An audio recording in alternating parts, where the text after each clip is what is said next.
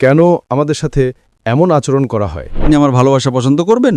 আমাদের এমনভাবে দেখা হয় যেন মুসলিম হওয়ার পর বা ইসলাম গ্রহণের পর আমাদের সমস্ত চীনা পরিচয় ত্যাগ করতে হবে।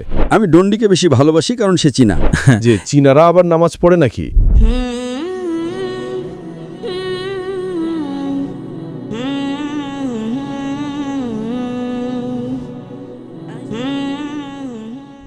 আমার নাম রিকো, আমি ডেপোক থেকে এসেছি। আমি একজন ব্যবসায়ী বা উদ্যোক্তা। সার্বজনীন ভ্রাতৃত্বের দাওয়াত সম্পর্কে আমার একটি প্রশ্ন আছে। কিছুক্ষণ আগে ডক্টর জাকির নায়েক সূরা হুজুরাতের ১৩ নম্বর আয়াত উদ্ধৃত করেছেন, হে মানবজাতি, আমি তোমাদেরকে একজন পুরুষ ও একজন নারী থেকে সৃষ্টি করেছি। এবং এরপর আরও বলেছেন। আমার প্রশ্ন হল, আমরা যারা চীনা বংশোদ্ভূত তারা কোথা থেকে জন্মগ্রহণ করেছেন? চীনা বংশোদ্ভূত। কেন আমাদের সাথে এমন আচরণ করা হয়? ঠিক বৈষম্য নয়, কিন্তু এমনটা মনে হয় যেন বলা হচ্ছে যে তুমি ততক্ষণ পর্যন্ত পরিপূর্ণ নও যতক্ষণ না তুমি তোমার চীনা পরিচয় ত্যাগ করছো।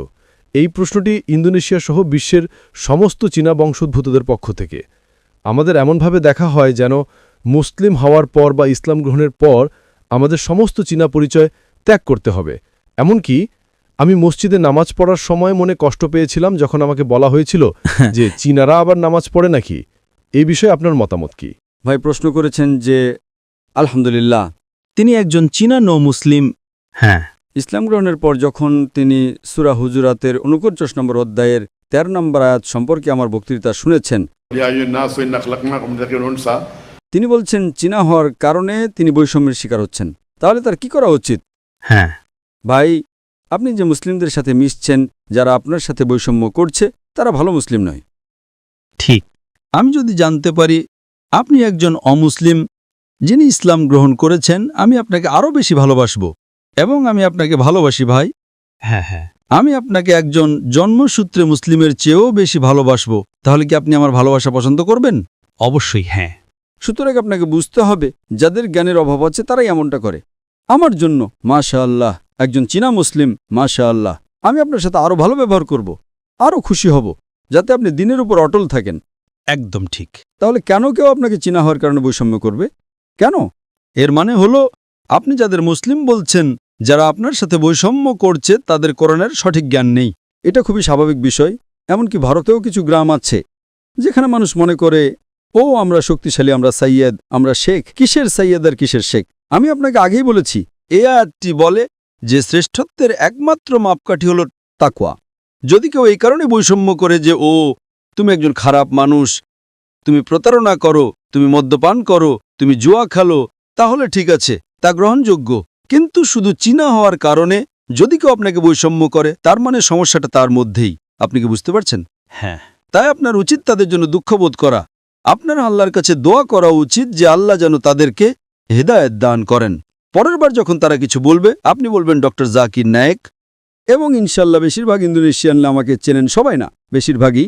তারা বলবে ডক্টর জাকির নায়েক আমাকে ভালোবাসেন কারণ আমি একজন চীনা।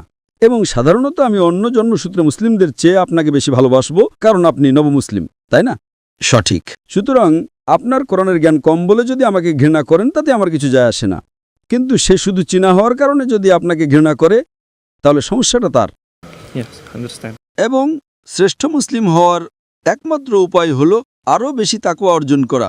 শুধু ৫ ওয়াক্ত নামাজ না, তাহাজ্জুদ পড়া, সালাত দোহা পড়া, বেশি করে দান করা, এইগুলোই আপনাকে শ্রেষ্ঠ করে তুলবে। তাই আপনার উচিত মুসলিমদের জন্য দোয়া করা উচিত। আল্লাহ ইহদিক। এটা হলো আরবি শব্দ, যার অর্থ আল্লাহ যেন তোমাকে হেদায়েত দান করেন। আল্লাহ ইহদিক। তাই আপনাকে বলতে হবে আল্লাহ যেন তোমাকে হেদায়েত দান করেন, আল্লাহ যেন তোমাকে সঠিক পথ দেখান। সুতরাং এটা অজ্ঞতা এবং জ্ঞানের অভাবের কারণে হয়। তারা বুঝে কোরআন পড়েনি, তারা অনুবাদ সহ কোরআন পড়েনি। তাই আপনার আল্লাহর কাছে কৃতজ্ঞ থাকা উচিত যে অন্তত তিনি আপনাকে হেদায়েত দিয়েছেন, তাই না? তাই আমরা আল্লাহর শুকরিয়া আদায় করি যে তিনি আমাদের হেদায়েত দিয়েছেন। এই লোকেরা মুসলিম পরিবারে জন্মগ্রহণ করেও কোরআন বোঝে না। সুতরাং আপনি তাদের চেয়ে ভালো মানুষ। আশা করি উত্তরটা পেয়েছেন। ধন্যবাদ ডক্টর জাকির নায়েক। জাযাকাল্লাহু খায়রান। যাই হোক, আমি ডন্ডিকে বেশি ভালোবাসি কারণ সে চীনা। এমনকি ডন্ডিকেও আমি বেশি ভালোবাসি। সে চীনা, তাই সে আমার আরও কাছের। মাশাআল্লাহ, আল্লাহ যেন তাকে হেদায়েত দান করেন এবং ইনশাল্লাহ তাকে আরও শক্তি দিন যাতে সে অন্য মুসলিমদের দিনের পথে নিয়ে আসতে পারে। আমিন। For Pak Dondi, takbir. Masya Allah.